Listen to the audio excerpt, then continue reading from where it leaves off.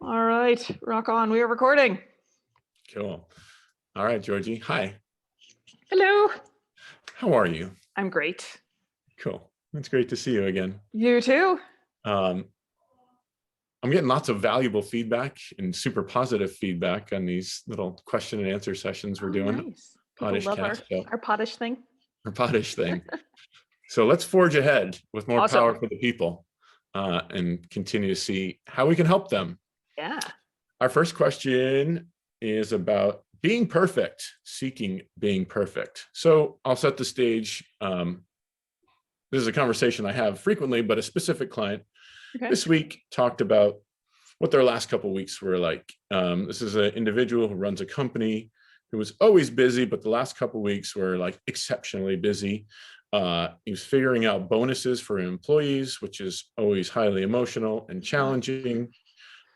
He has a number of international calls, so he's got calls early in the morning, late, and also late at night.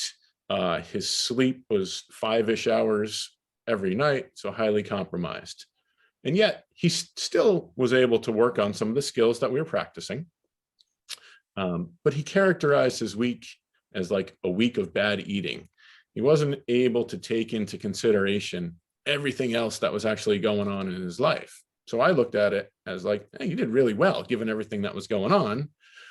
But given who he is and how others are, he's like, oh, well, that's just who I am. I need to seek perfection.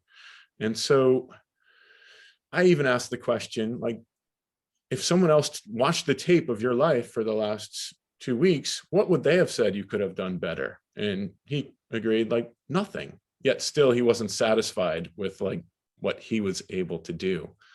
So how do you approach coaching these folks who are always seeking perfection to take into consideration what else is actually going on in their life? And like some weeks you just don't have the capacity to do as much as you do other weeks, and that's still okay.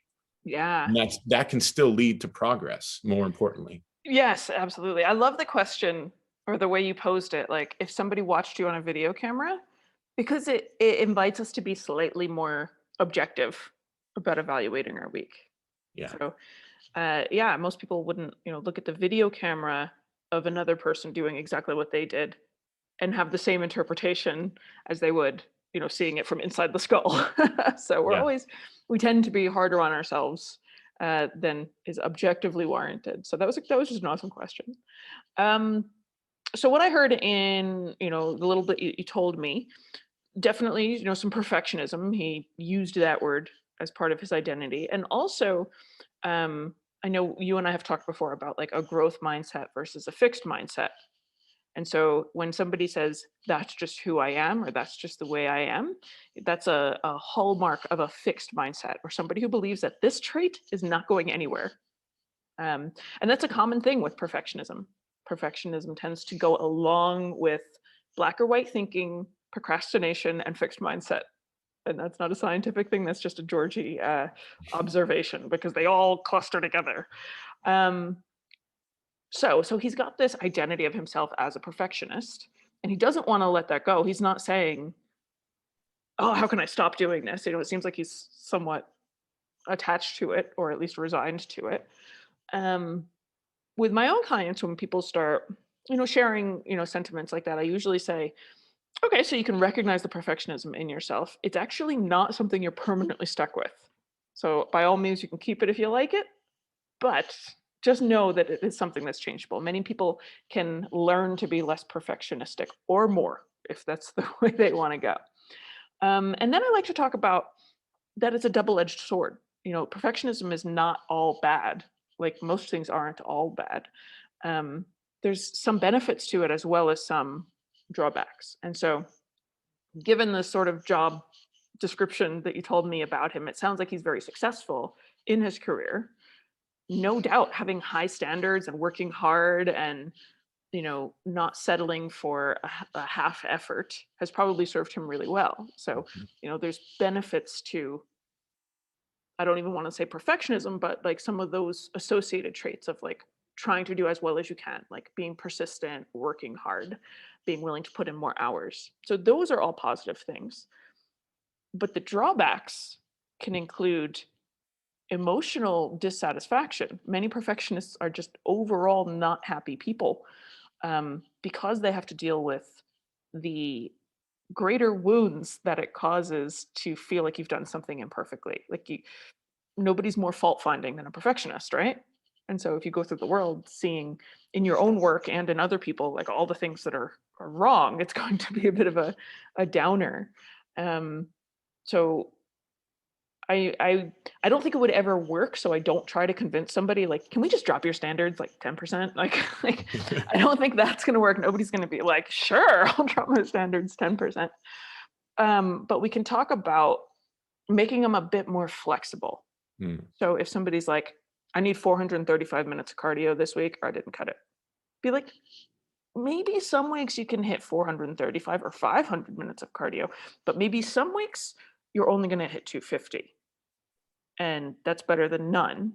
So maybe we can like broaden the target as opposed to being like, this is the line and it's good on this side and it's bad on that side. So being a bit more flexible. I also like to recognize if people are setting mental traps for themselves where they're kind of damned if they do and damned if they don't. So, mm, an example of that would be um, if someone says, I didn't eat well this week, my child was in the hospital, and hospital cafeterias, and it was just a bad week. And I feel so bad about myself. Like, why couldn't I have done better? And I'm like, so let's assume you took a different tactic and we were sitting here having this conversation and you said my son was in the hospital but I made every spin class this week and I did all of these other things, you wouldn't have been there with your son. Like you can't be two places at once. mm. So think about this other option of if you were making sure you got all of your macros perfectly but you weren't there for your ill child, I don't think you'd be sitting here feeling a whole lot better. And they usually agree. They're like, no, you're right, that is very important to me. And so I tell people it's normal to have priorities. And if nutrition is not like number one in your life, that's okay. And that's probably good because when nutrition is more important than your happiness and your social life and your relationships and your sleep and everything else, like that tends to favor, I'll say, disordered states. So that's okay if sometimes work comes before. Yeah. Um, and I think on the coaching side, when you and I can say to somebody that we see this and it's different from what they see, it doesn't mean they're automatically going to see things the way we see it, but it lets them know there's more than one way to at least see the week. So it can shake things up just a little bit in terms of being flexible. Um, and if somebody is a perfectionist, you can always just take them for a bit of a trip by pointing out that they could do better with their mental flexibility. Like you're not doing as great of a job as you could. For somebody who's a perfectionist, they're going to be like, I want to be more mentally flexible. So you can use it to help them Yeah. by pointing out, like, you can do better with your mental flexibility. You can do better at using some of these tools that can help you be happier. Um, and then, redefining what is a good week.